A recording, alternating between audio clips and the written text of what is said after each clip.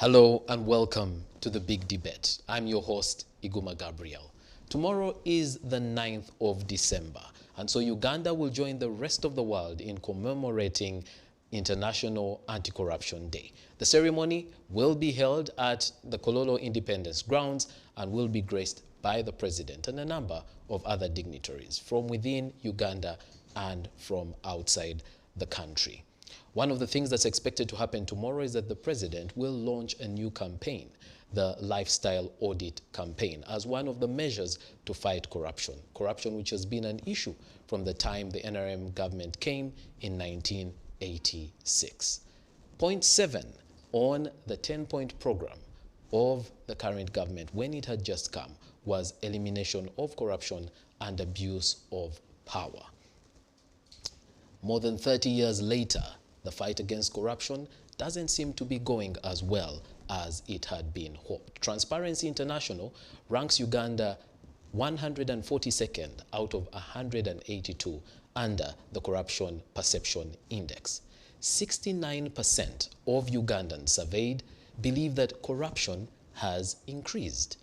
About 42% of users of public service say that they had to pay a bribe to get a service, which begs the question, is Uganda winning the fight against corruption? What do the rates of corruption mean for our growth and development? That is what we discuss on the Big Debate today. Welcome to the show. Let's meet our panelists.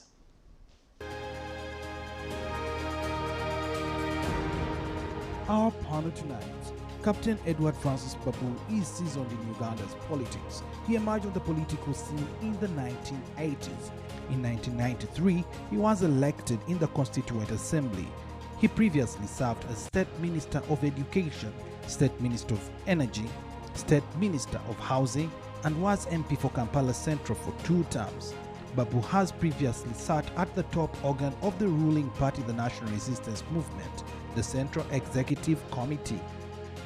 Mr. Deo Kayemba is the proprietor and managing director of East African Roofing Systems Limited, a steel manufacturing company that was established in 2001. He was the vice chairman of the Uganda Manufacturers Association since 2017 and served as the chairman of the Finance and Administration Committee of the board before his election as chairman of Uganda Manufacturers Association by members. He's a seasoned businessman with over 30 years of experience. Brigadier Felix Kulaije is a brigadier general in the Uganda People's Defense Forces.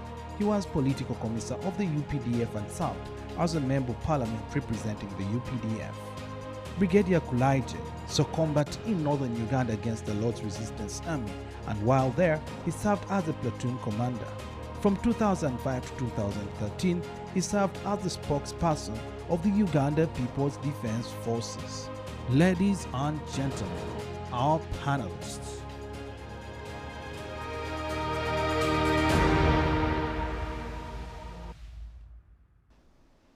Yes, ladies and gentlemen, that is our panel for tonight. And I will start by letting you know that Brigadier Felix Kulaije is not yet in the house with us. But when he joins us, he will join the Big Debate and we will formally introduce him. But you have seen his credentials. Our other 2 guests are here with us, and we're going to have a lively discussion. Would like to hear from you, so please engage with us. On social media especially, remember, if you are commenting on social media, would like to see your comment, it is a lot easier for us to see those comments if you use the hashtag. And that hashtag is CTV Big Debate. Well, gentlemen, and I would like to start with you, Captain Francis Babu. Last year, there wasn't so much done under, for the Anti-Corruption Week, which comes in December. But the previous year, there was the famous walk, and walk against corruption, and people were cynical about it. And it seems like every time we come to December and we start talking about the fight against corruption, yes, there are those who are saying a lot has been done, and there are those who say corruption, no way. Like I said, 66% believe corruption has increased. Where exactly do you sit in relation to Uganda's fight against corruption? You know, corruption is one of the oldest vices in the world. I wonder which one is more popular, prostitution or corruption. You go all the way when Jesus was sold for 30 pieces of silver. You have the Hammurabi Code. Ever heard of it? Then there was another code in 1300, and another, and another. The whole world has been fighting corruption over and over again.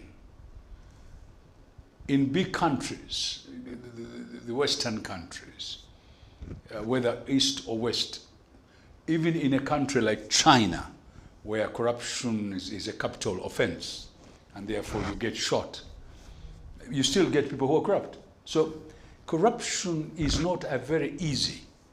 I see a lot of people putting in intellectualism, trying to define it, trying to show what position Uganda is with the rest of the country. It has now become a big trade. People talk about it. I want to approach it from a different point of view. It has to do with our habits, our behavior. It's a behavioral problem. This country, over a few years, there has been a problem with our behavior.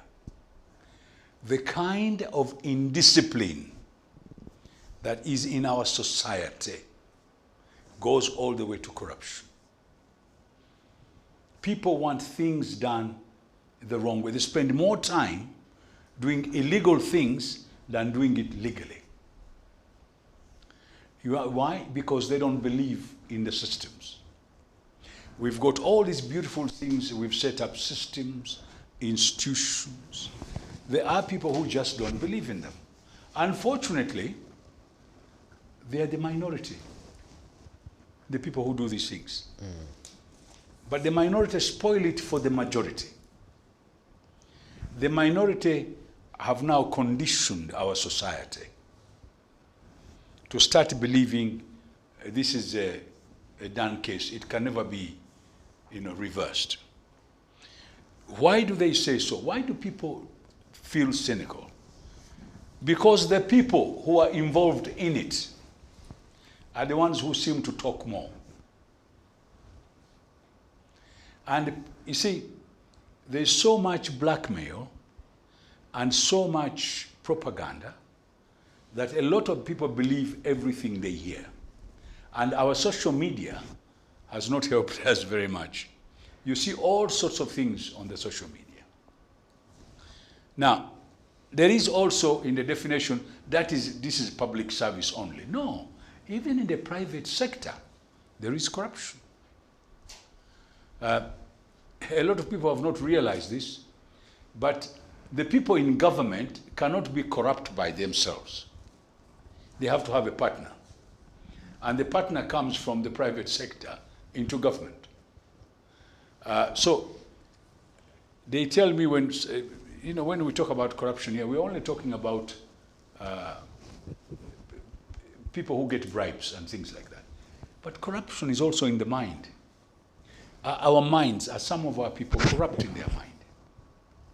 They corrupt everything. They corrupt the traffic laws, they corrupt banking, they corrupt. So everything, there's corruption in people's minds. Some people, of course not everybody. And therefore, when we are going to this corruption week, I think we should go beyond these definitions, which we all read about. The ones, corruption means somebody getting something to do something. People in the civil service to get a job. No, forget about those. Let's get our mindset as Ugandans. Our mindset. The problem is in the mind. The problem is in the system. How do we convince our people that corruption, anytime corruption is done, is actually against you, the person who is getting involved in it? It affects our children, it affects our wives, it affects our hospitals, it affects all our social services. It even affects our business. The operating cost of the business becomes more. And I can give you an example. You go in Europe, in a supermarket, you don't see anybody every corner. In this country, you go to a supermarket, every corner there's somebody watching to see that nothing happens, on top of the cameras. Now, that increases the operational cost of a supermarket. The operational cost of everything we do. So, for example, if I want to buy an item,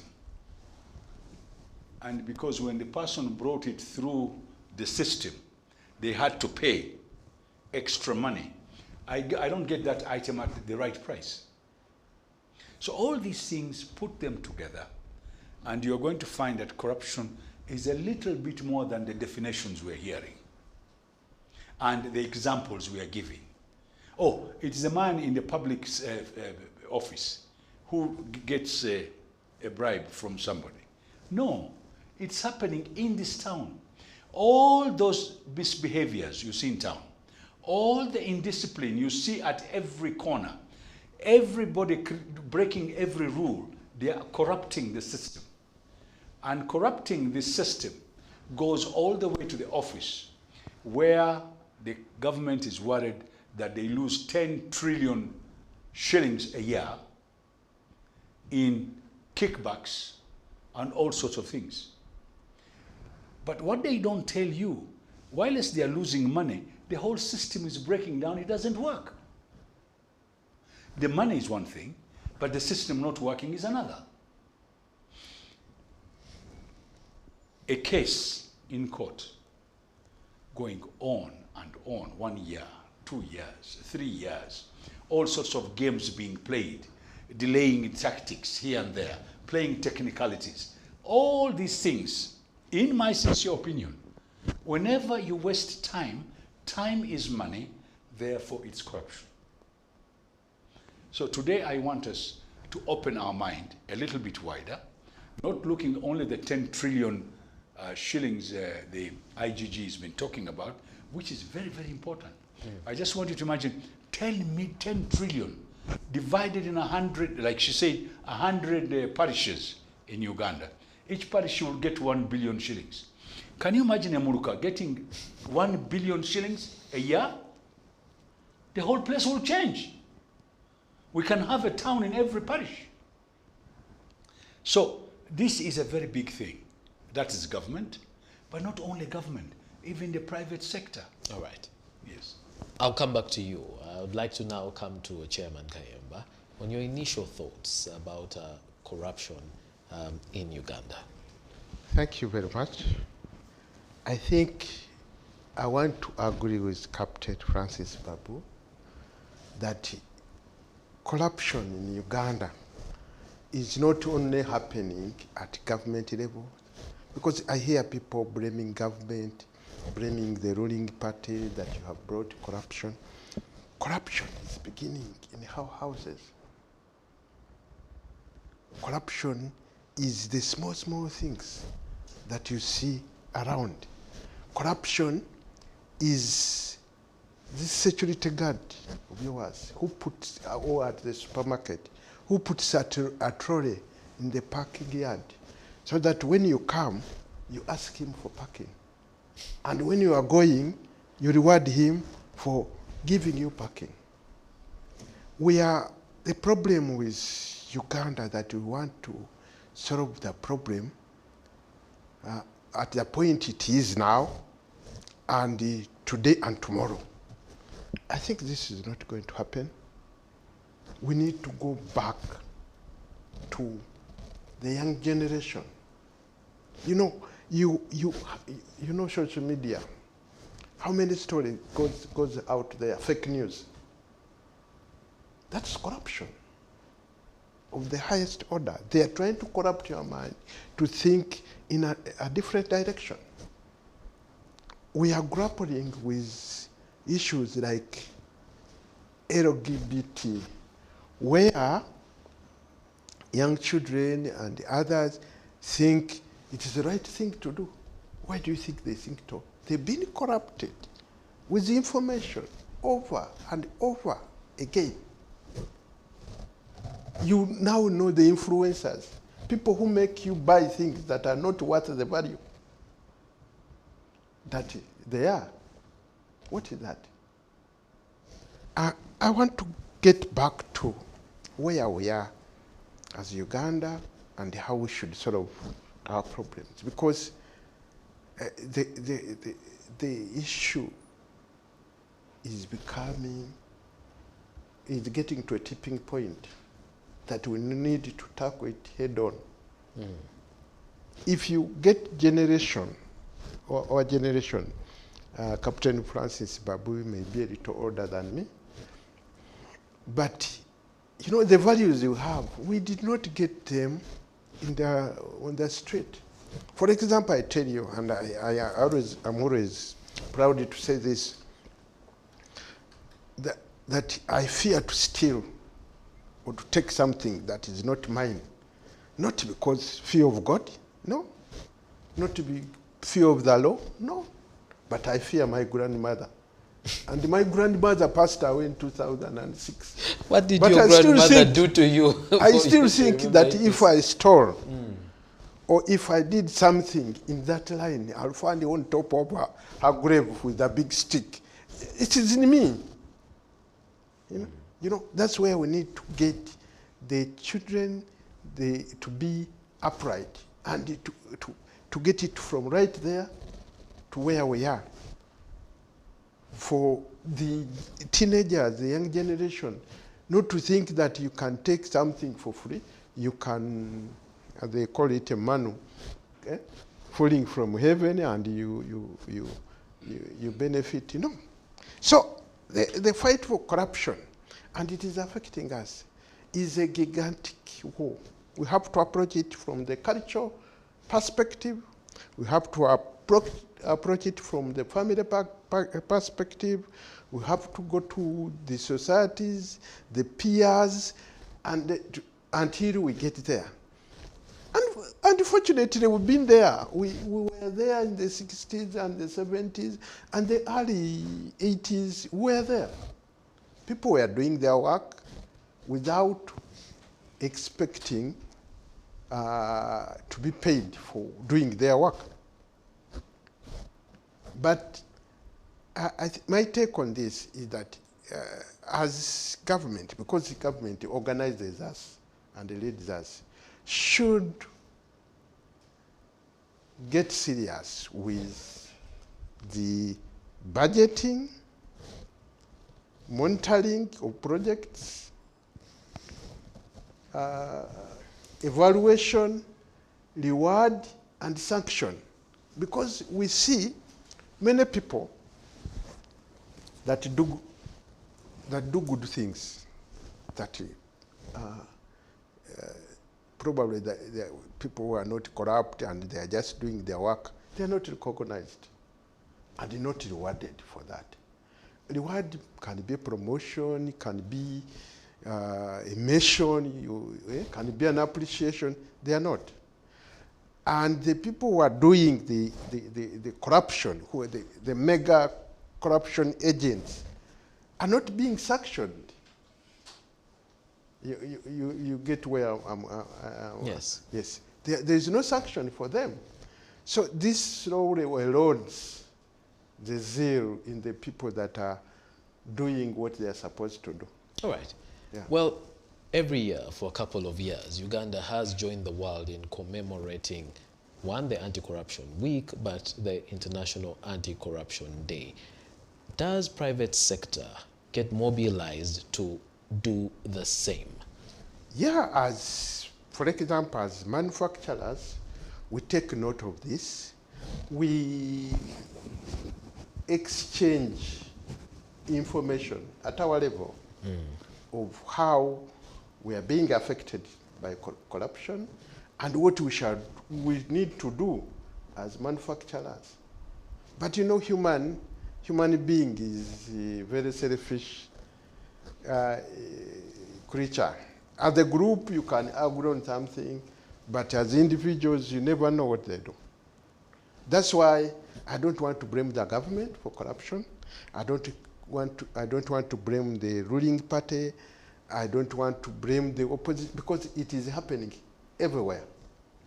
In government, it is happening. Private sector, it is happening. If you go to the districts that are led by opposition, and you know, for me, that's what really I don't understand. On the surface, they sing.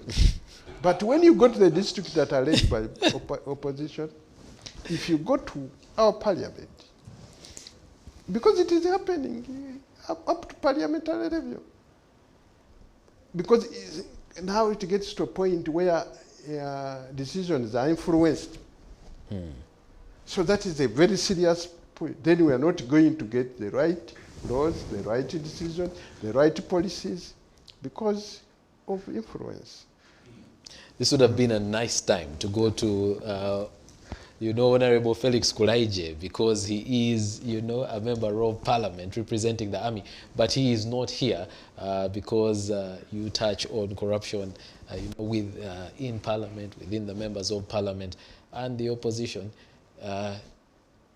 Yes, he used to represent the army in parliament, but as manufacturers or people in private sector, yes, you talked about, you know, you come together and talk about how corruption affects you, but how exactly does corruption affect you in the private sector?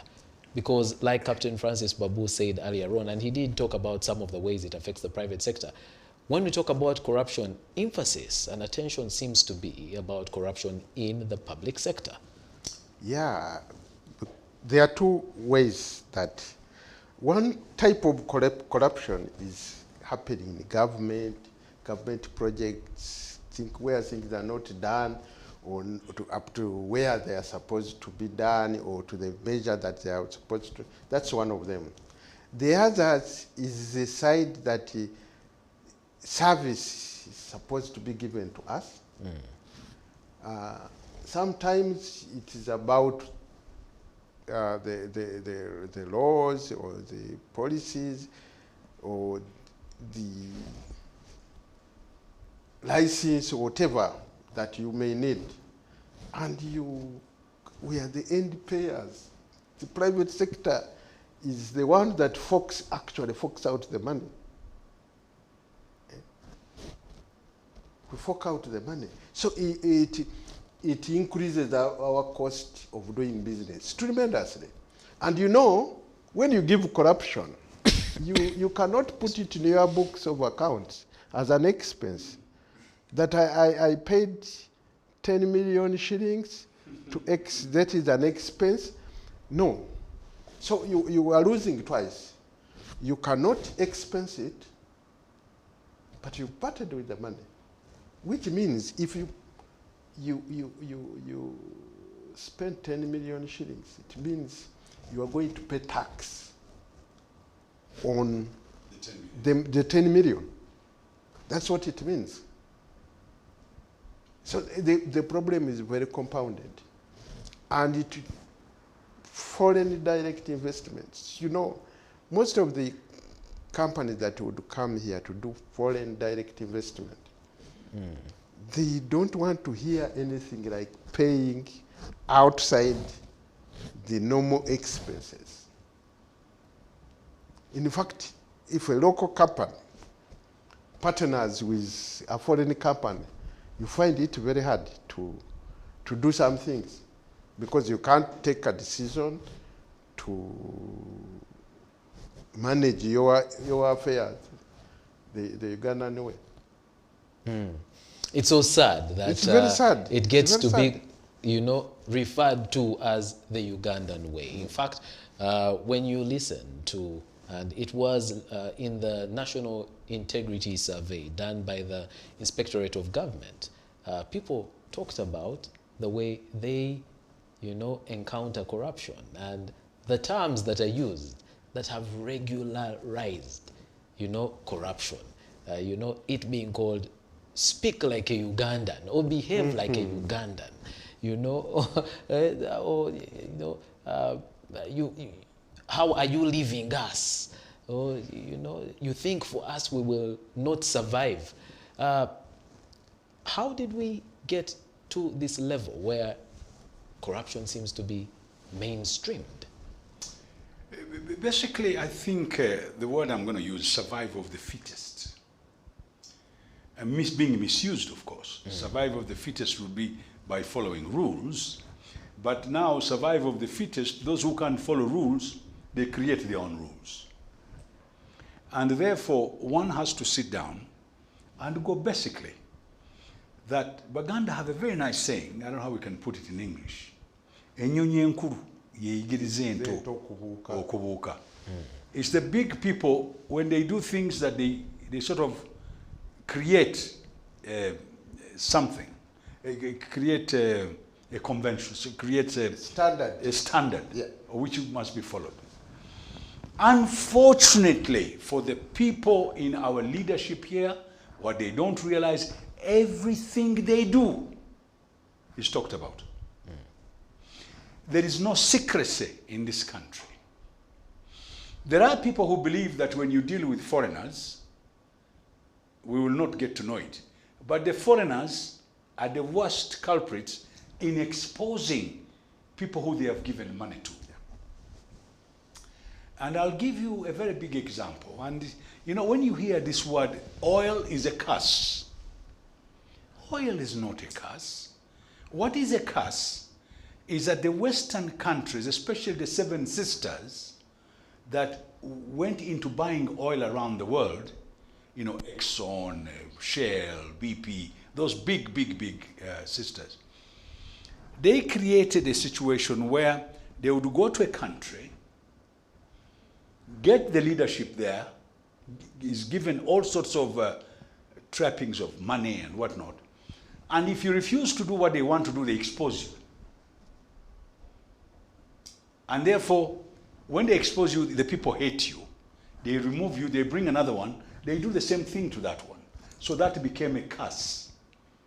That even here, what people have never realized, when these companies came here, these small companies, the ones which come to do the exploration and then sell their findings to the bigger companies, already bribed people here. And everybody knows who got the money. Everybody knows. The point is, we should not lie to ourselves that those who get money in government are not known. They are known. Some of them are on patronage level, where there are bigger people behind a smaller group which collects money. There are people in this government, in the private sector, who are fronting for the people in government. All these things are known. Unfortunately, nobody is going to go out and say, oh, but these people are doing this, because first of all, to prove it is not very easy.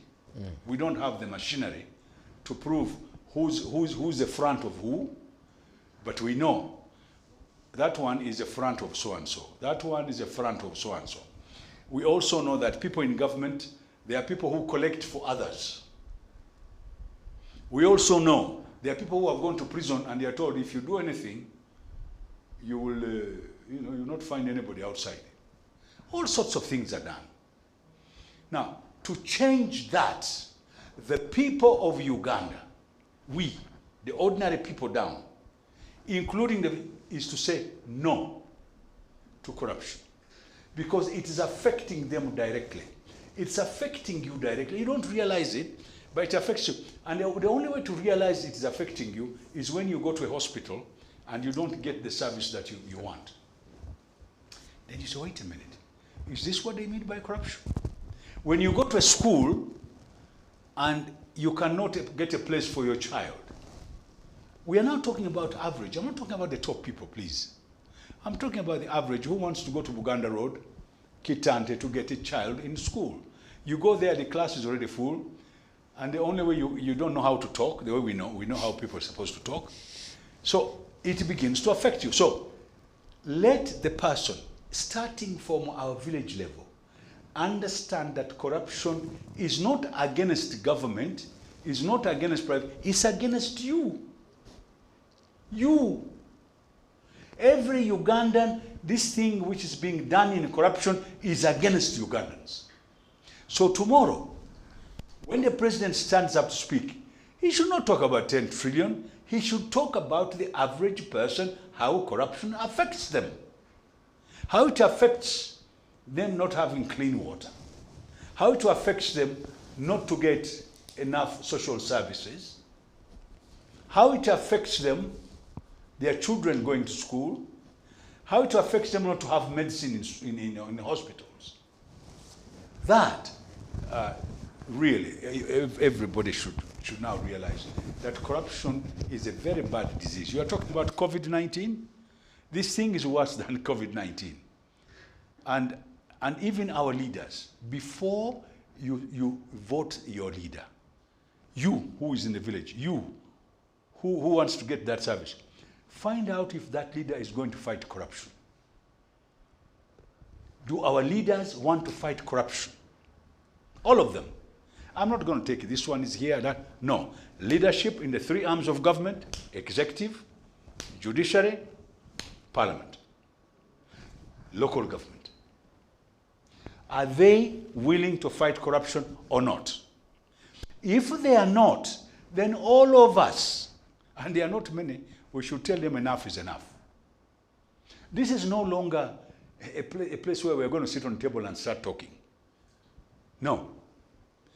Anything that affects us directly is corruption. Because we expect certain services from government, we want to have them. We want to have, you're talking about a parish model nowadays. You've told us so many things. Bonaba Gagawari, I don't know what, I don't know. We don't want all those. What we want is a service in the village where we are staying, in our little clinic. All I want, I have this little house, I have my wife, I have my children, and there are very simple things I want. One, when my wife is pregnant, I need a hospital. When my child is born, I need a hospital. When that is done, he has to go to school. But like what you raised earlier, have the citizens reached a level where they relate corruption to their receiving or not receiving services that they should be receiving? Correct. Now I'm now saying how we can get rid of it. We've got our people to go into their mind and tell them corruption is against you, is your enemy. Anybody who touches your service is your enemy. Anybody who plays with the hospital is your enemy. Anybody who plays with the medicine is your enemy. We should not fight, we should not be told lies to fight what they call shadows. Because, people are telling us to fight shadows. Corruption, who are you fighting? We should not accept, right from the village, our services to be trampled by certain people. All right. Mr. Kayemba, you wanted to chip in? Yeah, yes. Just as Captain said, this issue of the masses coming up against corruption is very critical, but it has to start right from down. It has to start right from the elections, where people don't receive sugar and the salt and the soap in order to give their votes. They should now be sensitized to discuss ideas and values of their leaders and the deliverables they want. Because as he said, we don't want apartments in Nigeria. We want medicine in the hospital. We want the teacher to be paid so that they can teach our children. We want good roads. You know what is happening now, and the people are praising it, and I don't know how, that you see now the international community has come up and stopped people from taking money to Switzerland. Yeah, that's what they were saying. That is a good thing. At least they invested here. No, that's what he was saying. But look here. You take a public good, something for the public, and put it in your pocket. And you use it privately. And use it privately. To benefit yourself and those around you. And the worst thing about this, because they take it illegally, they cannot invest it. They cannot put it in projects. That's why you see so many arcades, done and half occupied because they were done without a plan. You see so many apartments everywhere springing up. And most of them were not occupied because they were not done with the plan. And this is where we are thinking, we are locking up our money in buildings and land. Because that is their thing. The other thing we need to do at the economy, if we are going to track corruption, we need to digitize our economy. This business of carrying sacks of money, cash, it's always interesting to see the run shock out of on this the faces of foreigners when exactly. Ugandans go to buy land or cars with money in a sack. They wonder, how do you run things like this? And I'm grateful that Bank of Uganda has started taking steps to get out of the cash. You see, they are introducing smaller and smaller denomination. That making it inconvenient for you to carry cash. If all our transactions are digital, they are easy to track. Then if government had their will, it can monitor and track who is having gigantic volumes of transactions. And Captain Babu also said that now is it that government is changing tact to lifestyle audit. And we're actually going to talk about that, an assessment of, the new plan of going the lifestyle audit way. Is your lifestyle does it commensurate fit your income to your known income? Yes. We will get there, but you can continue with your point. So if I were talking about it, if we digitize the economy, then you can monitor. Then you can look at every transaction and stop this vice. But if we are still carrying money... From the side of private sector, because many times it's, like you said, you're the ones forking out the money. Otherwise, you miss a certain service, you miss to get your goods cleared and things like that. Is it possible to deal with this from the private sector angle? Because for there to be corruption, there's got to be the giver and the receiver. Of course, there is the giver the one who and the asks receiver. And the one who... But the private sector is that the disadvantaged side, where the one receiving the service. And if the service is not given, the repercussions are much more. Suppose you brought your container, and I'm not saying URA takes bribes, but I'm just giving an example. They have improved. Otherwise, your containers may get into trouble. But yes, sir. URA has improved quite a lot. I think. Yes, with the digital, it should not be one of the those institutions in our discussion. They have improved, even interpersonal relationship. But if I had a container there, suppose I had to pay some money, and it is accumulating damage day by day, then you weigh. We are businessmen. Of course. Yes, you weigh.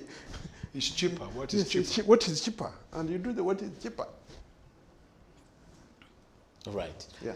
Captain Francis Babu, there's something that you raised earlier on. You said the corrupt are known. Oh, yes. We see them, Let me tell you. and they get exposed. The president, in one of his addresses to the nation, said that he knew the corrupt people even within the government. What do those kinds of statements do to the fight against corruption, but also the people's understanding of corruption? Because the president, the highest office in the land, says, I am looking for the information, and once I have the evidence, those people will see. It's nice that people say these things. I appreciate people saying we can do this. You can use all sorts of psychological means. You can use all sorts of tactics. But let me give you an example of India. You remember recently, about 2 or 3 years ago, the Prime Minister of India said that the banks should open and allow people to bring in as much money of their money they are keeping at home and bring the money from abroad. When people refuse to use your digital system, they will refuse. What you need to do, and by the way, the Indian example is very good, because what he did, he said, look, these guys are locking up a lot of money in their homes. They are hiding it. Why don't we first of all, change the currency, make all of them bring the money into the bank, and we remove the rules. We will not care where he got the money from. Let them, once the money is in the bank, then it is easier to control. I hope you're with me here, because here is a guy, he's got 10 billion, 5 billion, 2 billion, is locking it up in the house. Yeah, this thing you see on land, where land is probably about 1 billion shillings, and a guy pays 5 billion for it because he wants to get rid of the 5 billion. The whole point is, if you allowed all of them to put money in the bank within, let's say, you give them 2 months. A window. A window. Open the window for all of them to bring the money in the bank.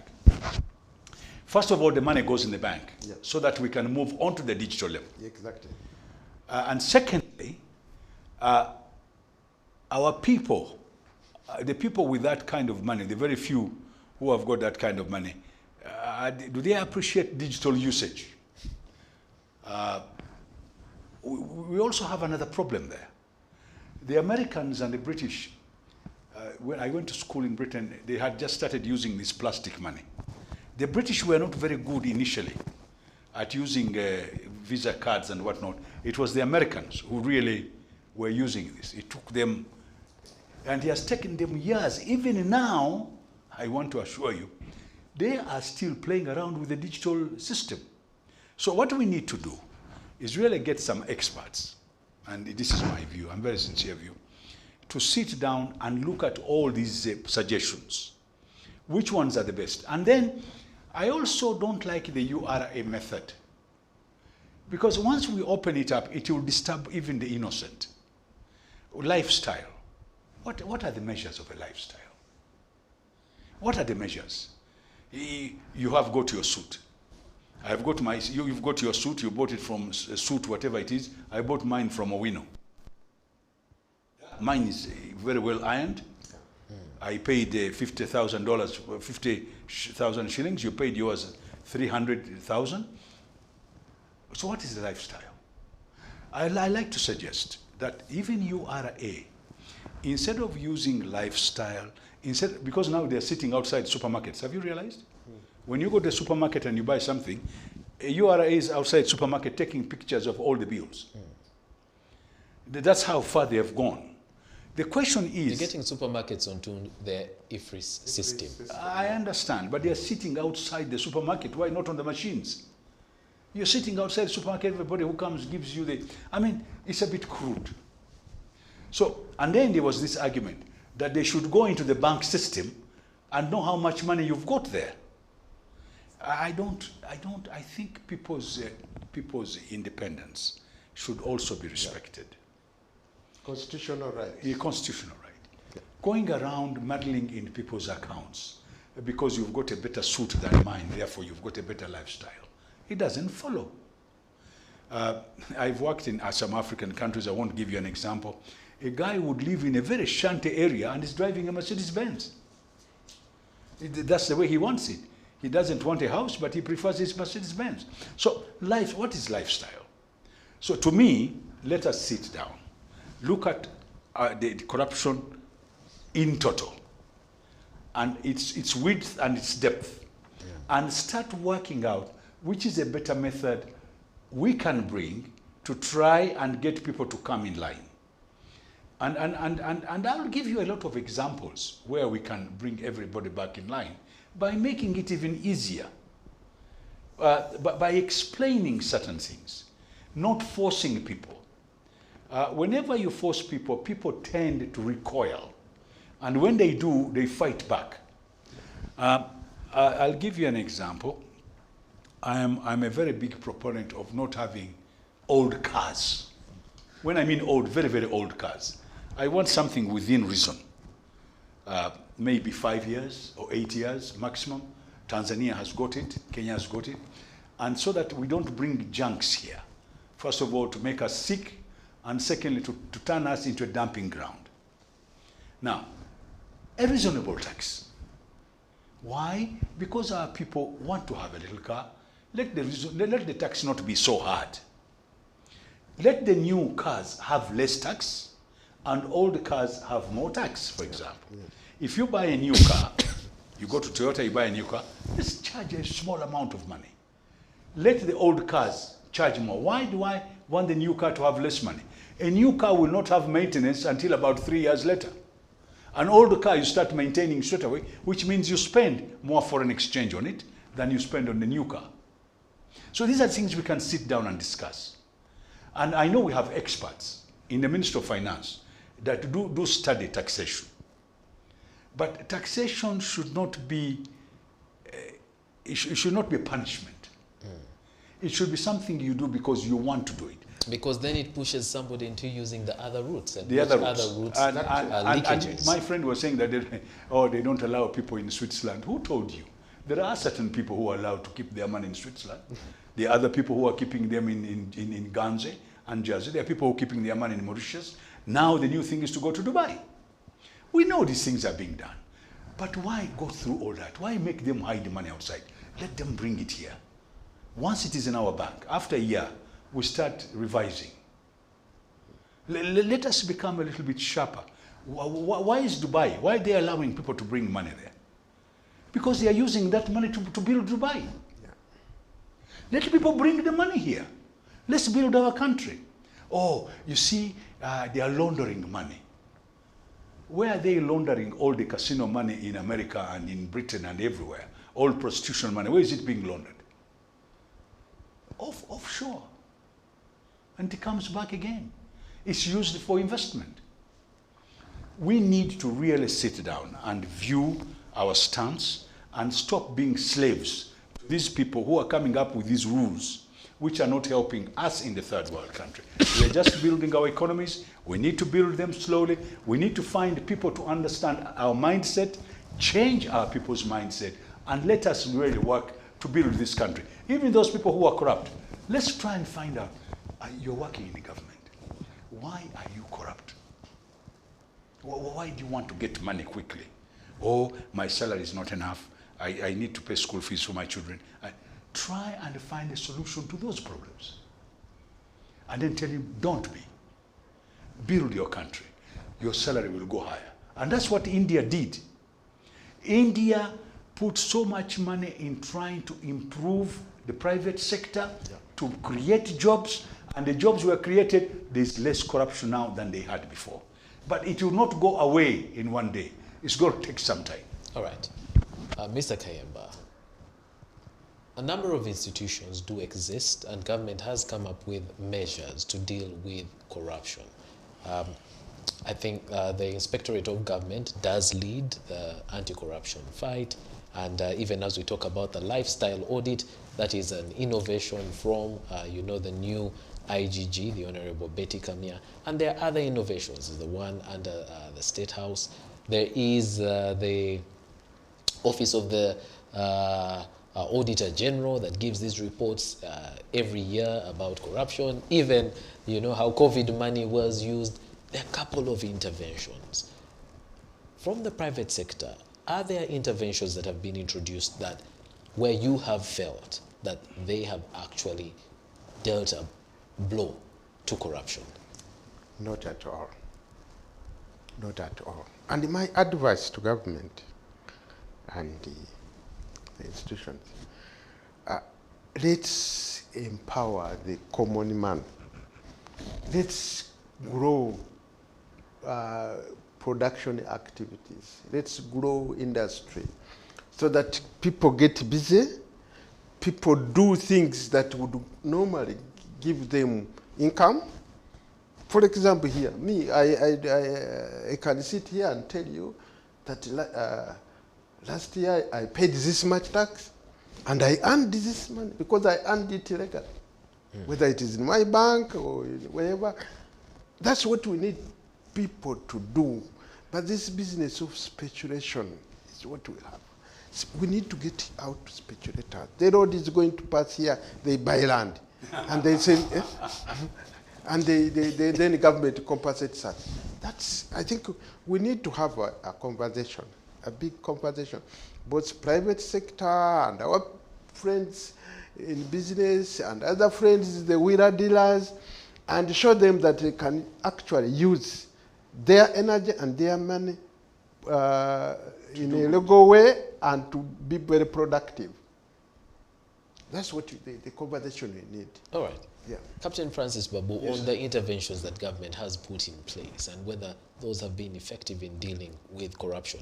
And it would be good if you would point out through the years an intervention that you felt this one actually did disrupt, there's been a lot of misunderstandings. First and foremost, the anti-corruption unit in the police for many years, which was catching criminality, was there. The IGG, or the Ombudsman, as it is called by other countries, was brought for that band of leadership, which is very difficult to nab.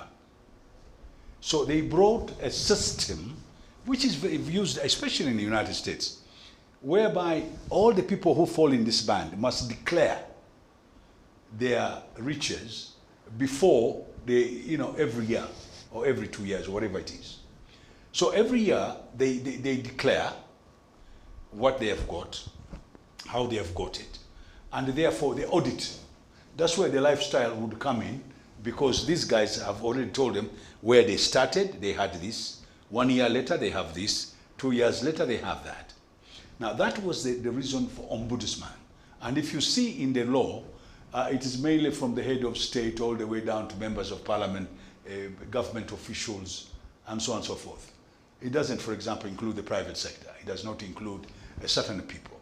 So the IGG now was expanded. They expanded it a little bit more so that it could go out. Then, of course, there were other organizations. Like there's anti-corruption units within the president's office. Within State House, yes. Yeah, State House. Then, now, to me, frankly speaking, I think that's fire brigading. Fire brigade. These are fire brigade. There's corruption. They come. They run after the corrupt group. But what we need now are innovators. How to fight corruption, how to change our mindset, and how to look at it in a much more benevolent manner. How do we work towards getting to achieve the best? And by the way, this is what hurts me most. Ugandans who work outside this country are the most reliable people and the most respected workers. If they can do it in South Africa, they can do it in America. Why is it that they can't do it here? So we've got a proof that Ugandans can do it. So what is missing? It is that missing link that we need to bring into the system so that we can capture Ugandans to start working like they work anywhere else. Now, take the doctors, for example. The best doctors in South Africa, foreigners, are Ugandans. In Kenya, Ugandans. Teachers, Ugandans. A teacher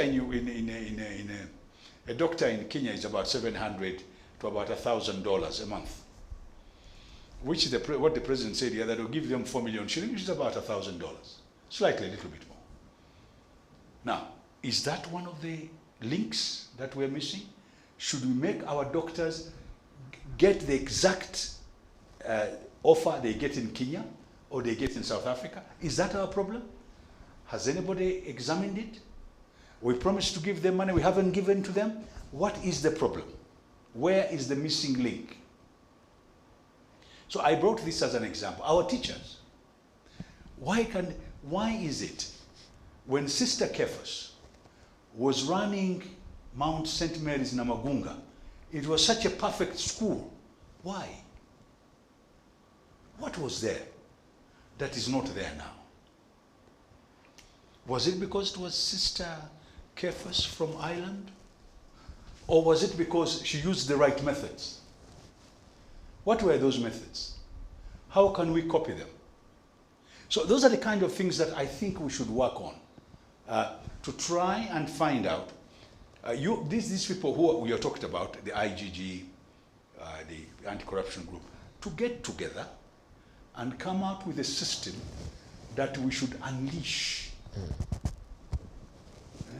We unleash this thing so that we remove corruption from the people by trying to create a situation which is desirable. How can our traffic officer on the road, first of all, be respected, secondly, feel that he is the authority? Those are the kind of things we need to work on. All right. And I think we can do it. It is time for us to take a break, but after the break, we will continue the discussion. But also, please continue using that hashtag, CTV Big Debate, so that we can see your views on the topic we're having. Let's go for a break. After the break, the conversation continues.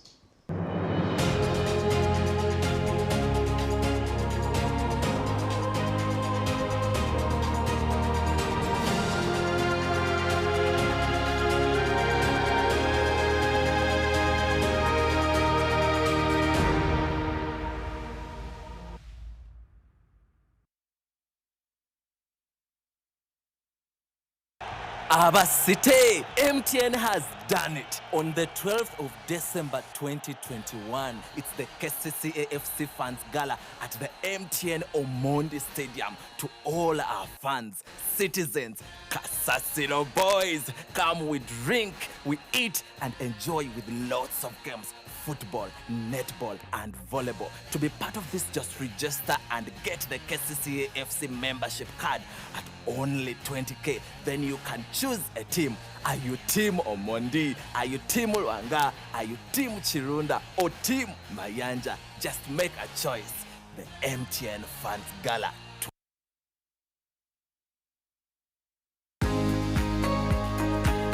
As we embark on a journey to realize our full potential, we all need expanded minds and limitless possibilities.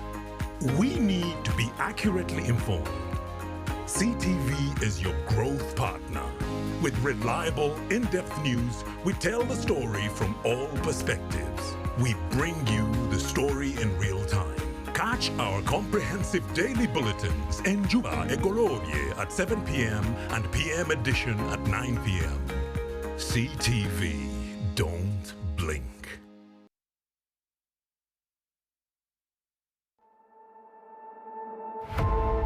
We entertain you. Ngawe tukuwaje? Amanya Shamimanja, Omobwat, President Birabiri Mokaga, Kabonero Court.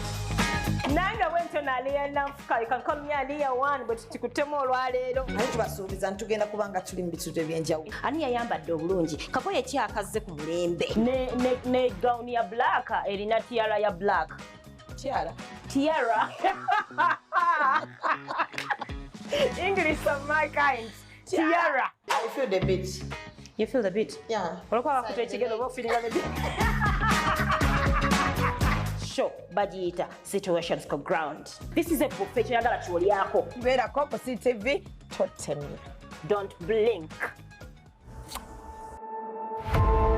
Now showing on CTV. Don't blink.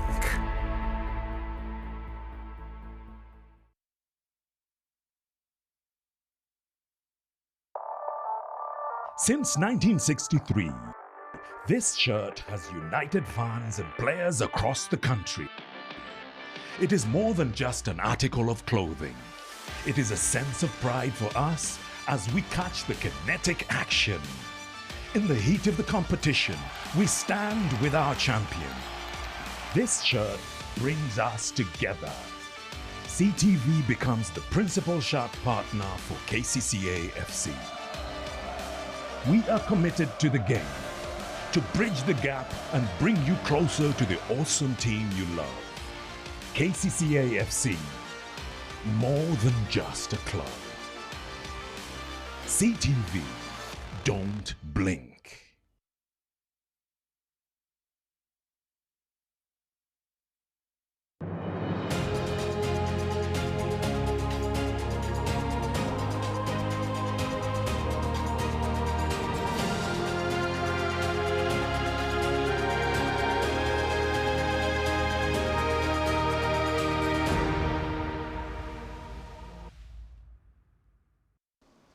Welcome back from the break. This is The Big Debate. I'm your host, Iguma Gabriel, and today we talk about the anti-corruption fight in Uganda, because Uganda will join the rest of the world tomorrow in commemorating the International Anti-Corruption Day.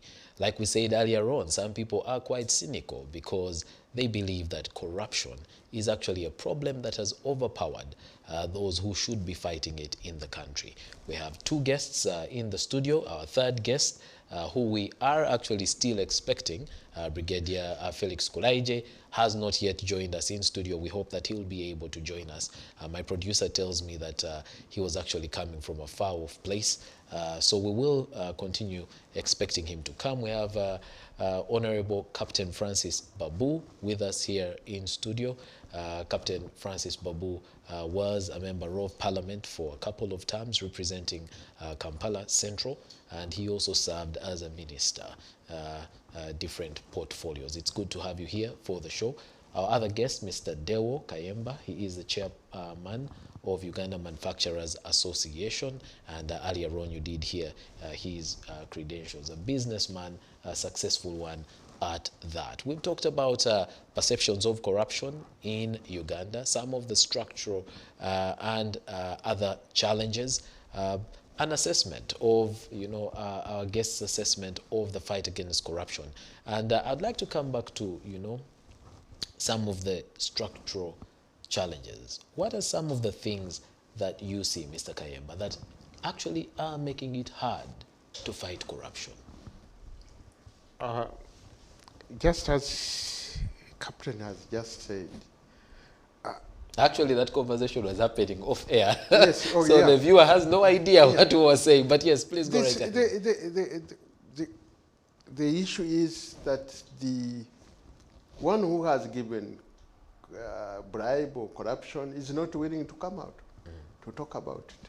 Some of this is cultural, that Ugandans are very submissive and they are not willing to fight for their rights.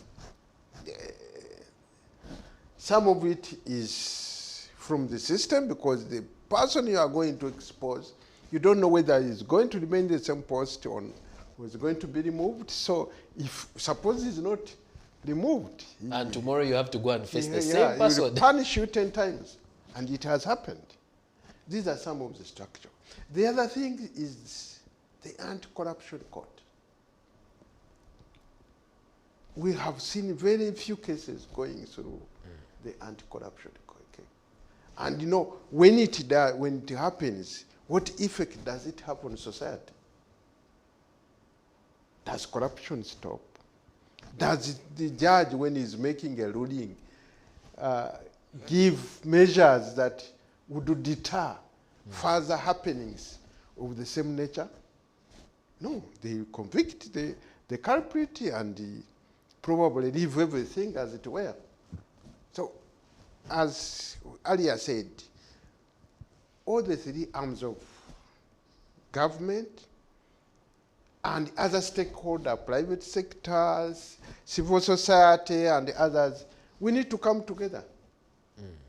All right. Are you referring there to asset recovery? Therefore, for example, you're found corrupt, therefore seize your asset, sell them to recover the money that had been taken? But that can happen, but do you know how the assets are sold? It could also be sold in a fraudulent way, So, and it has not happened because there's one person who is in prison, and they had promised that they are going to sell, one accountant, that, that they are going to sell his assets to recover the money, but you see it's now taking different routes. And I am not an authority to say that he was guilty, but I think also the will is not here on part, not there on part of the judiciary to take these actions. All right, because this is something in the public domain. The former accountant of at the office of the Prime Minister, yes, was found guilty on a number of counts, and therefore we actually can talk about it because the court did make a ruling in that case. Yes, we also, take cognizance of the fact that he appealed, at a certain point. But Captain Francis Babu, your view on some of the barriers that are there that, take out the sting from the fight against corruption? The leaders. The leaders in this country have to come out and be honest. The word we need, all of us in this country, is one word: honesty. To be honest, a few minutes ago you talked about selling somebody's assets. Some of these people who are sometimes nabbed, they are being blackmailed. And in some cases, they are not guilty. The people who are guilty are threatening them. If you say anything, you will not find your family when you come out.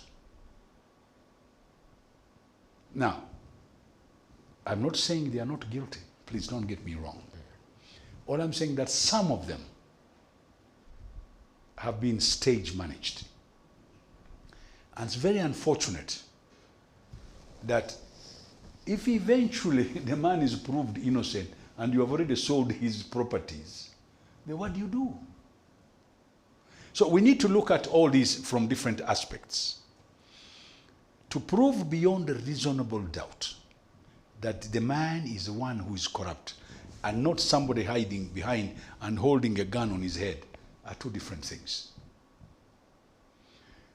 That said and done, yes, if somebody is proved beyond reasonable doubt that he got money from somebody, he went and bought a big flat, and he got COVID money, for example. The other day we were being told COVID money was being taken as proof. Then yes, that one I have no problem with. My only problem is our judiciary, and yesterday I was watching a documentary which talked about the law and justice. The law, as you know it, and the justice are two different things. Justice is given by collecting all sorts of things and then deciding whether the person is guilty or not. Now, the whole point, sir, as we talk right now, for me, corruption will not be done in 1 week, 1 month, or even 5 years. It's a long-term process. And I would like us to start from the word go, start in schools. Start in primary. These things you parents are doing by giving your kids sweets when they are going to elect prefects is wrong. They are electing prefects and leaders in the schools, and kids are coming with sweets from their parents to give it to the other children to get votes. Right from there, you've already put something in their mind. And then making the kids believe there are certain things they must have. Yeah? Therefore, we need to start really from there and project this over 25, 50 years, a long-term plan, and get that generation to come up. Whilst we are cleaning the present generation, we should come up with a cleaner generation. So we have a bigger problem. Like what Nyerere did with Swahili in Tanzania. Not all Tanzanians spoke Swahili, but he started it. 50 years later, everybody in Tanzania is speaking Swahili. Do we do the same thing? Do we start by creating a syllabus of anti-corruption right from the word go? Every day, whilst we are raising the flag of this country, whilst we are singing the national anthem, we should also sing something that says, no corruption. Even the teachers, well, they said Makerere, I hear they do all sorts of things to make people pass. I'm told it's being really fought, and they're trying to achieve it. Well and good. Could we do that throughout the educational system so that there's no corruption? All right. There was a report, I think 2013, something around letting the big fish swim And, you know, catching the little fish. Yes, that's for sure. That's what Captain is talking about. That the people that are in prison are the small fish. And the people that are outside putting a barrel of the gun on their head are the big fish. They continue swimming. They continue. That's a big dilemma. The president. So when that issue is raised, and you know, I've had the opportunity of raising this question with some of the people who sit in offices that are charged with, you know, fighting corruption in the country, they, you know, resort to certain names. And, you know, since this is public information, there is, you know, Kazinda, who we actually, we earlier referred to. There was, you know, Chandi Jamwa, who, you know, was convicted. The Jamwa one is a very tricky one. Yes, I know. That's a the Jamwa one Jamwa is very tricky. Yes, and was the chief executive. And I'm one of those who really want Jamwa's case one day to expose the truth. And the point I'm making here is that there is a reference that's made to what some people who would be referred to as big fish. There was, you know, the LC1 bicycles saga, and, you know, Kashaka there. There was, you know, Ramafa and the pension scams. Those are referred to as, you know, those are big fish. So what do you mean when you say the big fish are let to swim? Honorable Captain Francis Babu, do you believe that there is, you know, there is there's credit to what people raise when they say the big fish swim? We better make a fun out of this. There's big, bigger, and biggest.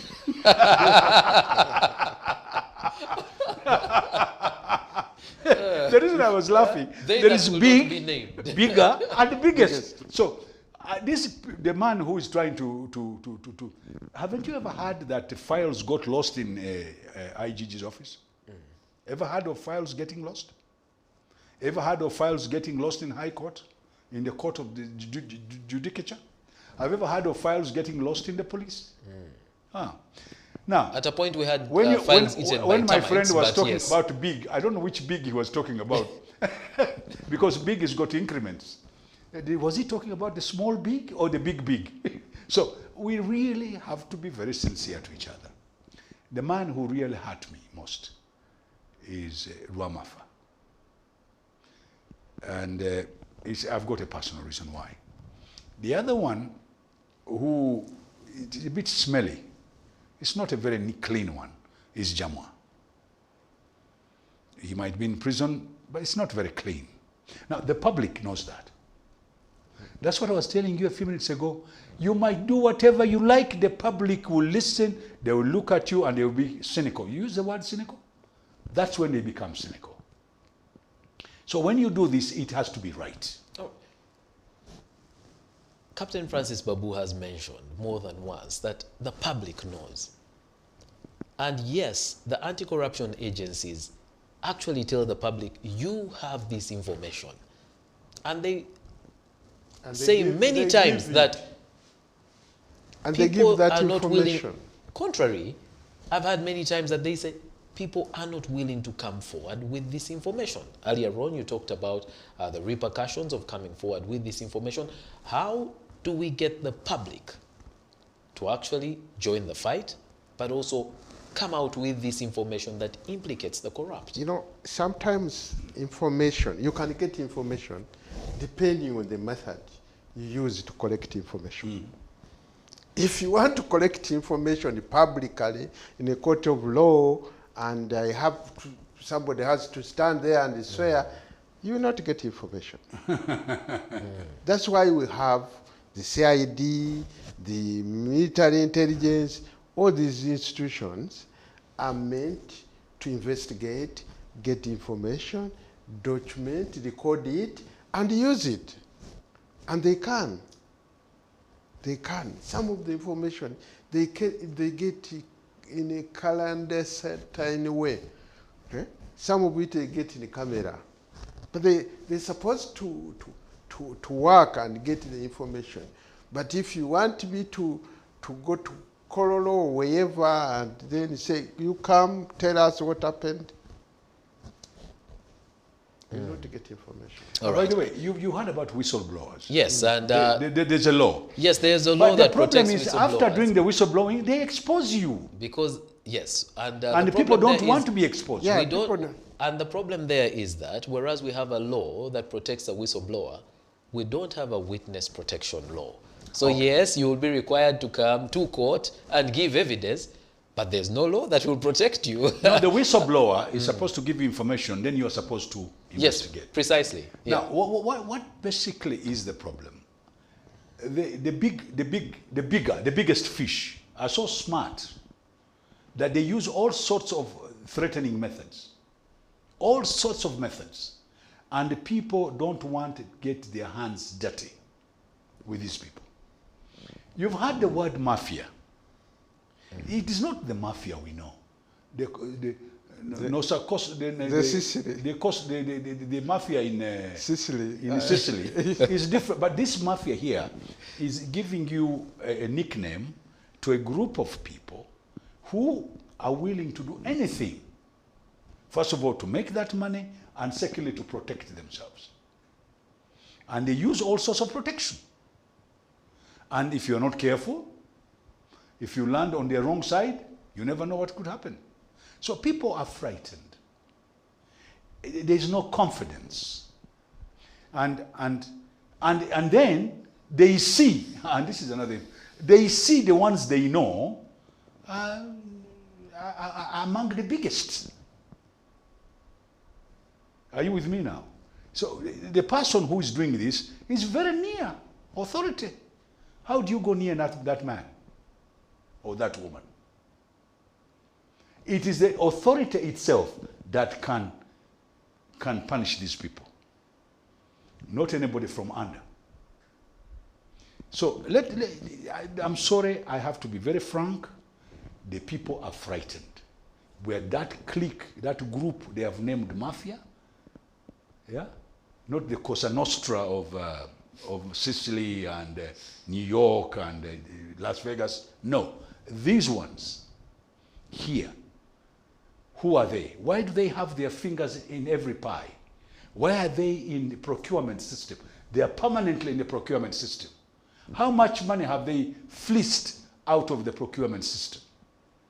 Is that 10 trillion the IGG is talking about, is it part of it?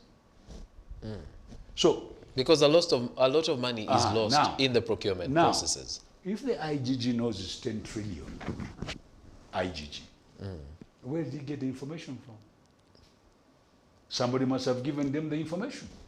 And therefore, they can go in each different department and know which is which. The last time I saw the Auditor General, he was a little bit younger than me, all the head had turned white. The Auditor General was looking at figures every day and his eyes were becoming crossed because of these figures which are finding their way out of government. The people who are taking this money should stop. And the people in the authority should stop them. All right. Let's talk a bit about the sanctions. And one of the problems that has been spoken about is where the corrupt are celebrated, given front seats, in places of worship. They drive the best cars and therefore they are, praised. And then, times when people are caught, and some people have joked, steal a couple of billions, go away for a couple of years, come back, enjoy your money. Sanctions. What kind of sanctions, in your view, would be deterrent? I think sanction is, the biggest sanction is the name and the same. For people of our generation, if I was named into a corruption scandal, my children would bear the same curse. Yes. That is the biggest sanction. That we have to build a culture of people fearing to appear in public with dirty hands. I think that is the biggest. Okay. Because, exactly, You know why I'm laughing? I'm sorry, I'm laughing. A friend of mine, I said what you've just said. Yes. Then a friend of mine said, Impunity has come into In our language, we have banawulira batya, banandaba batya. Captain Francis Babu knows that for you, you can give up anything so that people don't see you or hear you involved in this kind of things. That is the biggest. And we have to inculcate in our children. We have to get bored and name and shame. I think the vice will slowly go away. And also reward the people who are not doing it. All right. Yeah. Sanctions, Captain Francis Babu. Well, sanctions can also be very difficult. A sanction is a little bit more a legal process where you tell the person you will not do this, you will not do. For example, somebody goes for elections, steals elections, proves in the court by saying... The court says you stole and then you're allowed to stand. Then you're allowed to stand. But the court should say for the next 10 years, you will not be allowed to stand. That kind of thing. How do we get our laws to look at that kind of thing? Now, there are others who believe that you will never work for government again, no matter what happens. That is some sort of a sanction. Then there are those who believe if the person has stolen money, instead of punishing him, let him spend the money and try and put him in a corner and tax him left, right, and center. And follow the rules by bringing him into the fold and getting him to follow the law. Now, there are many ways of... Now, the sanctions can be very difficult with those smart characters of ours. I mean, let me put it offshore. I've got my money offshore in a numbered account. What sanctions can you put on me? Yeah. Until very recently when they leaked a few names out. But people have got money offshore. He goes to Dubai, builds a hotel, calls it some name. How do you sanction that one? So it becomes difficult, even the sanction. What we should really embark on, my brother, is try to create an atmosphere that being corrupt is a bad thing for society. By what he has just said, why do you put a mark on your children? Why do you put a mark on your children? Why do you put a mark on your village, on your tribe, on everything? Why do you put a mark on your church? Even your church, once they put you on, the church should also say, let him be forgiven, but the mark will never go away. So I think sanction is also a very difficult thing, like this thing they have done from the United States. I think that's where the word sanction it might have been picked up by financial sanction. Sanctioning some people. Don't come here. Up to now, I'm still wondering, what is a financial sanction? Maybe some of you who are very highly connected, you could have picked up this in the...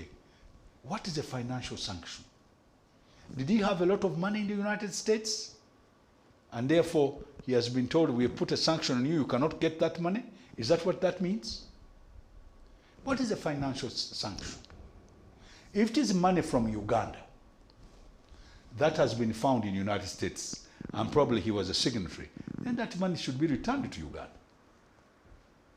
Or was he keeping this money there on behalf of somebody else? So there are all sorts of things. Sanctions can be very difficult for a poor country like ours. Somebody is taken all the money to Britain, he has bought a house, he's got a small business there, he's gone to the United States, he's got a house there, he has built a few flats. How do you sanction that one? I think much more than wasting our time on sanction, except for those which are obvious, that somebody should maybe, if you stole money, maybe he built a house, maybe like you said, and you prove beyond reasonable doubt that was from that money. Maybe that house could be put on sale and the money is taken back to the consolidated fund. But then that also is very difficult. It's not as easy as it is. All right.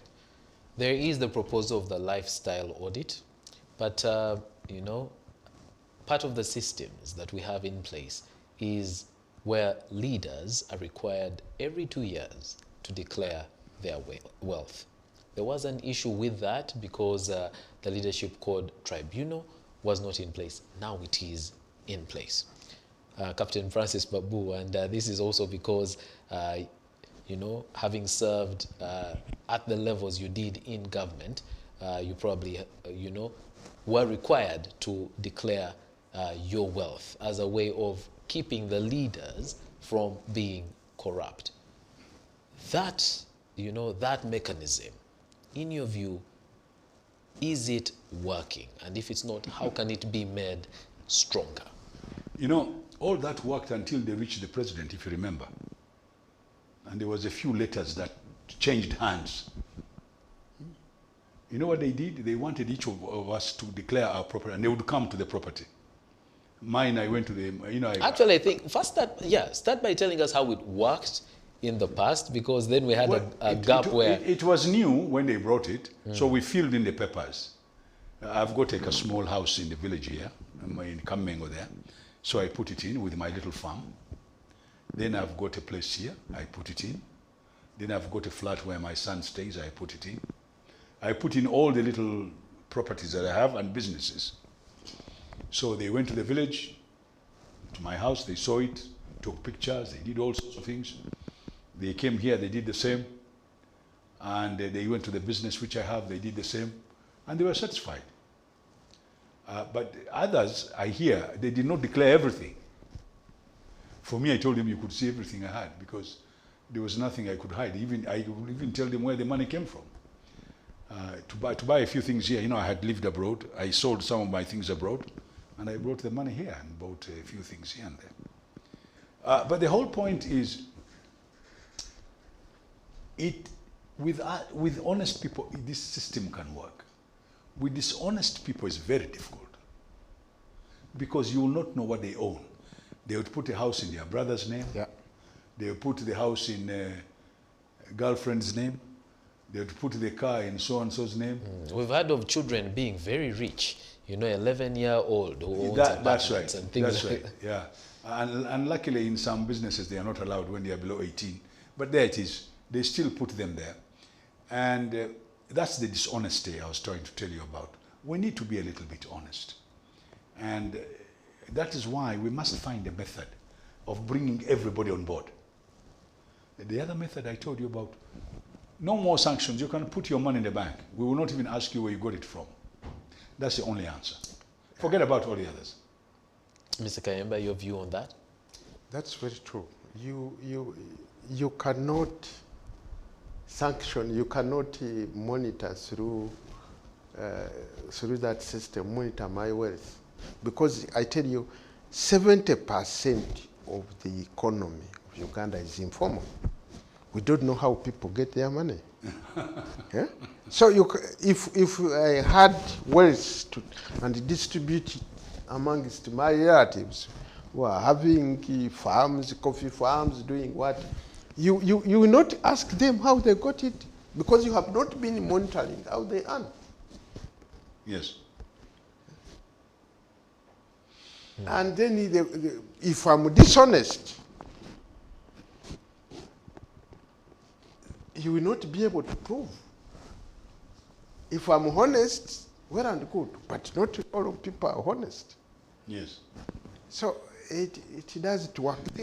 But all these methods, like I told you, all these sanctions, using this method, I think the best method is to get the people to come on board on how to stop corruption and change their mindset. I think the rest, all these lifestyles, like I gave you the example of the suit. There are people here who are driving Range Rovers. Yeah? And the other day, I read that Interpol had come here to arrest stolen vehicles from Britain and Europe. And all sorts of things. So what we need to do, can we get our people to have a change of mindset that by doing the right thing, it's not only good for them, it's also good for the country, right? And find a way in which they can do the right things. For example, the salaries. I gave you the example of the doctors. Example of teachers should be next. Those are social services where people should be paid well. And those are the ones those are the agents that can help us to change the mindset of our people. All right. We need to start bringing this to a close. And when we talk about corruption, there's got to be a conversation around the funding towards the fight against corruption. Part of that conversation has gone in the direction of, getting private sector to contribute to the fight against corruption. Your view on funding towards, because for example, the IGG was saying, they've got about 4,700 files that they do not have the funds to investigate. And, this part of this is, worth $1 trillion Ugandan shillings. But they need the money to investigate, to prosecute, to go through all those processes. But let me tell you that private sector is very efficient and how it uses its money. We don't use it just for public show.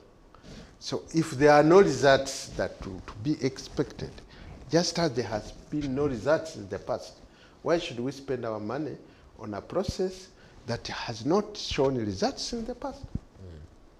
Because if you want private sector to fund, you have to show them where they benefit, the benefit they take out of the process.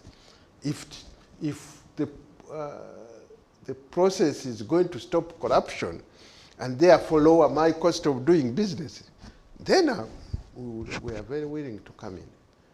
But to fund government to do its work in an area where it has not shown results, I don't think you are willing to come in. But however, we are willing to participate in the mind change. Yes. With our workers, our celebs, because we are all working as companies. We are working very, very much to have very good social corporate responsibility. We are working on good governance, corporate governance in our organizations. We now have body charters that speak to anti-corruption, that also limit ourselves or deter our companies from participating in corruptive activities. That's our contribution. That's our contribution because, as you said, there's a giver and a taker. If companies work towards good corporate governance, to work towards corruption-free society, and put measures that they will not, if the board, say example, put measures that they will not pay bribe for anything, it works. And if all of us came together as private sector and put our foot down from that angle, then and the government also does its part in its own arena, then we can achieve much more. But we're not going to take money and to fund court cases or whatever it is in the government. No. All right. Captain Francis Babu, on the funding? You know, the former president of Tanzania, Mzee Mwalimu Julius Kambarage Nyerere, he asked a question during privatization. He said, what is the level of our private sector? How big is our private sector? What is this theory of government-private sector partnership? What does it mean? Our private sector is growing, is young, is in its nascent stages. Their market is also small. Their money they are making could be bigger as time go by. When you talk about a private sector, and you talk about Alibaba or Amazon alone, those two companies alone, their budget is bigger than Uganda. Yeah, much bigger. Now, that is private sector. They can contribute to make sure there is no corruption to affect their business. But our private sector is on a string. It's a small private Hand sector. to mouth. Yes, hand to mouth. Now, these people who read too many books, MBAs and whatnot, and they come out private sector, partnership with the government. The private sector, the taxes alone, they have to pay. Leave them with no internal rate of return. I don't know what the internal rate of return of most of these companies are. If they are over 10%, 15%, they are very lucky. So I think we better become a little bit more serious. The private sector, because of the corporate social responsibility, they can within their system try and get their employees to be of a certain level with education, with all sorts of material. Remember, the non-governmental organizations that talk about corruptions here are not even funded by Uganda. They are funded by international organizations. And therefore, that also shows you that we don't have enough funds from the private sector that can spare to give government to do their work. Now, what government should do is to start arresting out of that 10 trillion and reduce it to about 6 and put the other 4 trillion in fighting corruption. It's, in my sincere opinion, that would be the best idea, but our private sector is very young in its nascent stages. And even its market, the East African market, is not opening up that fast. The people with the slightly bigger industries than we have is the Kenyan, because of the former East African industries and a few industries that have come up in Kenya. Therefore, they are slightly bigger, and their social responsibility is also bigger. Tanzania and Uganda are slightly at a nascent stage. So the private sector, yes, they can help, but how can they help? I think they can help within the manufacturing organization, within the industrial levels, and work on those systems to make sure that they contribute. We must try and help our private sector. Competition in our private is very high with our neighboring countries. The competition alone, some of our companies here are struggling. So we need to really wake up to the effect. I agree with you. If they were able to do it, I'm sure they would be more than glad. Because corruption increases their operational costs. Okay? And not only operation costs, it also increases their taxes. And all sorts of things. And even the banking system is hard to get money to run business. So the whole thing is really complicated. And when you're talking about corruption, it's across the board. And we need to find a way so that we all work together and move in the right direction. All right. So earlier on, I did talk about the perception of corruption. There's actual corruption, and then there are perceptions. But, you know, perceptions drive a lot. Have you found that the perception of corruption in Uganda is affecting, one, the way you do business, but also attraction of money into the country? Yeah, let me tell you one thing. The perception of corruption in Uganda directly affects business. I'll tell you, most of us businessmen do our business with international partners. And it's that international And image that I'm very sometimes interested in at this you point. deal on credit terms. And for you to deal on credit terms with another party elsewhere, you have to they take some insurance policy against you. And the cost of insurance or the amount of credit that you can get from a partner elsewhere is based on the country risk profile. And if a country is so corrupt, the risk profile is up there because you are not likely to achieve your objectives. And that is already directly affecting you.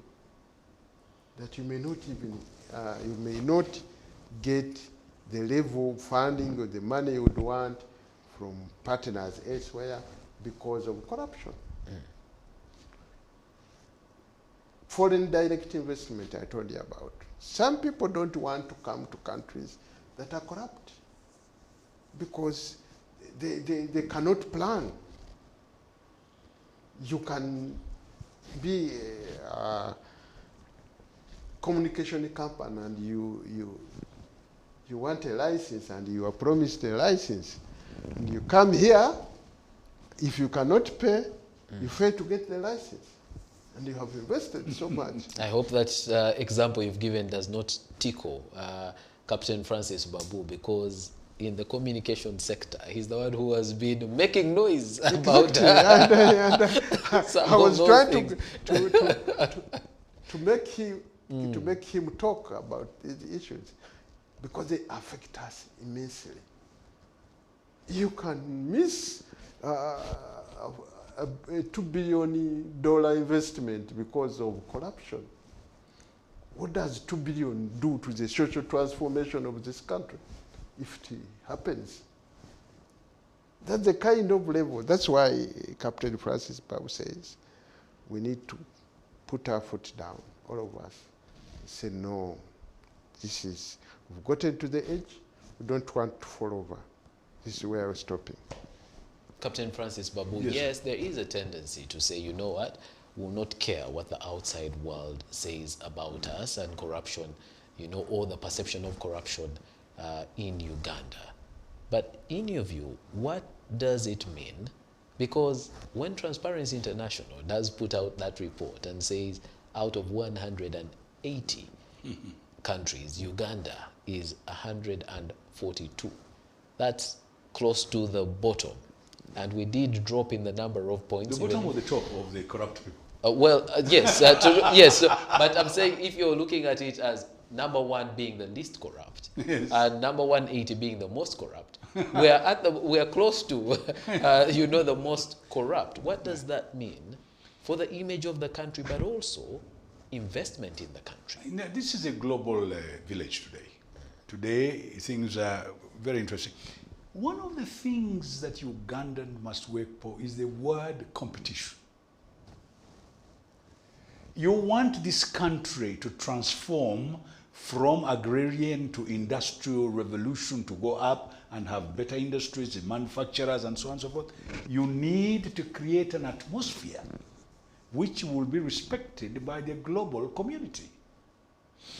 Now, that is why most of the investors who come from outside are wishy-washy.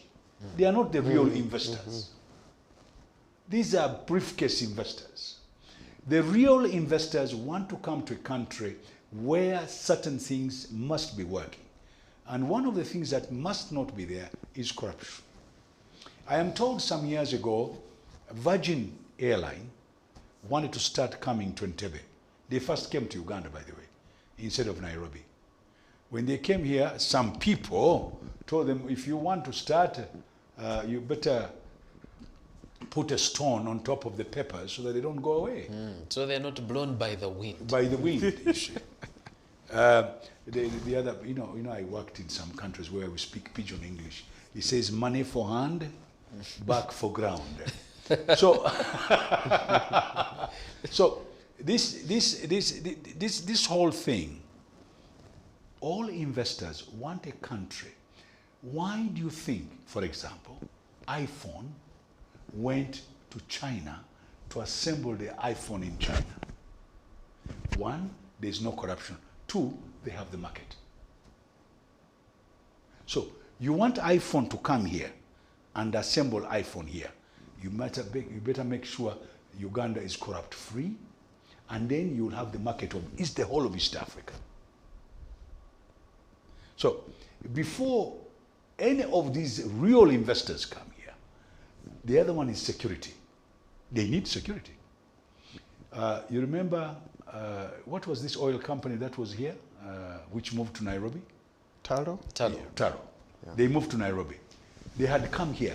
The houses had become very difficult even to get hold of. The prices had gone up. Then suddenly, out of the blue, because of some taxation in the oil transaction, they got annoyed and they moved to Nairobi. They all live in Nairobi. Nairobi has got international school, it's got a good hospital, it's got this, it's got that. There are certain minimums you must have for investors to come here. You cannot stay here by yourself because this is a global affair. If you want to have a good industry, it has to be global, because if you have an industry here, it should be able to sell to Kenya, Tanzania, Rwanda, Burundi, Congo, Southern Sudan. That market is also got people from outside who bring things there. How do you compete? And if his operational costs are high, and his item is more expensive than the one coming from China, what do you expect? So we need to sit down and review all that perception, the perception which people have. But there's another perception which if you are not corrupt and you're among those people, they destroy you. If you tell them we shouldn't do this, they actually go out of their way to destroy you. They will smear you. They'll have a smear campaign. They will fight you. They will fight everything that deals with you. Not only fight, they will even reach a point of threatening to kill you. So the perception is that deep. People who are in the corruption box are very dangerous people. All right. We need to bring this to a close. There are a number of other things we could be able to touch on, but because of time, let's talk about bidding, and then we will get the parting shots from each one of you. Well, in order for, in order to win business, especially business from government, because of the PPDA rules, there's got to be a process, a bidding process, the tendering process, and that, it has, a number of reports have showed that we lose a lot of money when it comes to the procurement cycle. How is it going for businesses in the bidding process, and procurement? Is it transparent enough for you to actually win on the merits? Fortunately, there has been a lot of improvement in the PPDA law, that now Ugandan companies can bid. Otherwise, what was happening in the past, all these tenders were awarded to foreign companies for the same purpose, kickback. But now, government moved. Now we have reservation schemes within the PPDA law that says if a Ugandan company is producing this and it has the quality, the quantity you need, buy it from here. The other aspect in the bidding process was the turnkey projects or bundled projects, where everything is within the telecontractor. You are going to supply everything. Now we have also gotten to a stage where tenders are unbundled. And the things that are available here can be bought from here. So that is a very development, very good development, and we appreciate the government for that. However, you are talking about central government. You don't know what is happening in at the local district. government. Actually, one of the guests we had invited for this show is the chairperson of the local government accounts committee. But unfortunately, many of the members of parliament are away in Arusha, where they're having parliamentary games. And so, you know, we couldn't get anyone from the accountability committees to come and, you know, participate in the conversation today. But yes, what's happening at local governments, very briefly, local because government, of time. when you're bidding for some work, the chairman of the district calls you, the chairman tender committee calls you, the secretary calls you, the members of the committee, contract committee, the person who writes out the contract calls you. Even at the point of paying, when they write the voucher, they tell you that I have done your voucher. The one who writes the check calls you. It is very serious. It is very serious. Therefore, and we need, you have to tender, you have to harmonize the cost of all this. I don't know whether in your the bill. PPDA guidelines can be cascaded down to the district. Otherwise, that's why I tell you. And you know, people say this is NRM, but even the district which are led by opposition, it's terrible. So this is something needs to be done about the local government and to change the way things happen there. All right. Yeah. Captain Francis Babu. You know, a few years ago, the government of Uganda, with a few people, after investigating thoroughly about Kampala City Council, changed the law, called it Kampala City Council Authority. The reason was all the politicians, Kampala Capital City Authority. yeah, all the people, all the people, all the leadership in the authority had stopped being councillors. They had become agents of business. Somebody had an office in Serena Hotel where the people who were coming for procurement would go to report.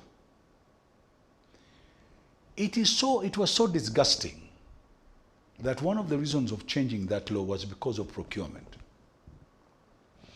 And therefore, when they went to make the law, somebody went there and manipulated that law and left a little bit of the vestige of the old system. And that's the problem they're having in City Council now. Basically, the local governments, they've got to look at them very seriously.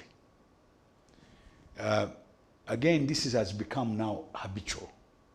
What do we do to improve procurement throughout the country? And therefore, we need experts on this one. Of course, we need them to go on, but we need to find a way to make it easier for the people who are supplying in the service and the people who are going to take the contracts to be able to be treated reasonably well. Now, the turnkey he was talking about is a very good thing that happened. But remember also that this COVID, by the way, has helped us a little bit. A lot of our local industries have actually manufactured items of a very high standard, which proves that what happened in South Africa for them to have industries was during apartheid, when they were locked in. All their industries started working.